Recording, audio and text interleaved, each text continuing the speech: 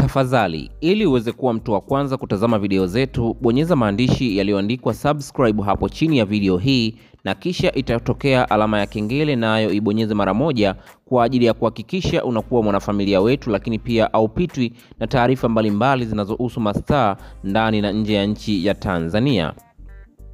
Sakata la msanii Ibra kuweza kuhitaji kuondoka ndani ya record label ya Konde Gang bado limeendelea kuchukua hatamu katika mitandao ya kijamii, lakini pia kwa mashabiki mbalimbali ambao wamekuwa kimsupport, lakini pia wakisupport muziki mzuri pamoja na wanaoisupport record label ya Konde Gang, ambapo tunafahamu msanii Ibra alikuwa ni moja kati ya wasanii wa kwanza kabisa kusainiwa katika record label hiyo, ambapo mpaka sasa ana takriban ya miaka 5 tangia afanye kazi chini ya uongozi wa record label ya Konde Gang. Lakini kupitia miaka hiyo 5 Ibra ameweza kutoa malalamiko mengi kuhusiana na kile ambacho kinaendelea na sababu ya yeye kuhitaji kutoka ndani ya label hiyo, ambapo amedai kwamba kuna manyanyaso ambayo amekuwa akiyapata, lakini pia haki zake za kimsingi kama msanii amekuwa hazipati, lakini pia faida ambayo aliamini kwamba angeweza kuipata mara baada ya kufanya kazi chini ya uongozi wa record label ya Harmonize ambayo inafahamika kwa jina la Konde Gang, angeweza kupata faida kubwa na kuweza kupata matarajio yale ambayo alikuwa anaamini, lakini mambo yamekwenda ndivyo sivyo. Sasa tunafahamu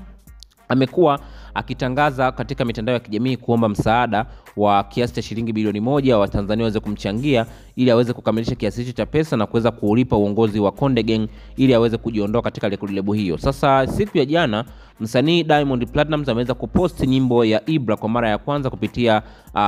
picha zake alizozoweka katika mtandao wake wa Instagram, ambapo aliweza kupost picha zake akiwa amevalia kofia nyekundu pamoja na koti la leza, ambapo akaandika kwamba copy and paste, lakini pia akaweka nyimbo hiyo ya Ibra ambayo tunafahamu ni nyimbo mpya, ambapo swala hili limeweza kuwagusa watu wengi sana na wengi wakaamini kwamba huenda Diamond Platnumz akawa ameguswa katika swala hili ambalo linaendelea kati ya msanii Harmonize pamoja na Ibra, ambapo sasa sakata hilo limeweza kumuibua upya kabisa msanii Harmonize na kudai kwamba Diamond Platnumz amekuwa akishadadia mambo ambayo yamuhusu na anafahamu siri zake nyingi, ikiwemo kulipiwa ndege ambayo iliwasafirisha wao pamoja na wasanii wengine kwenda katika harusi ya msanii Jux nchini Nigeria, ambapo Diamond Platnumz yeye alichangia kiasi cha shilingi dola 10,000 tu sawa na shilingi milioni 26, huku kiasi kingine kilichobakia milioni 98 kikilipwa na msanii kikilipwa na mfanyabiashara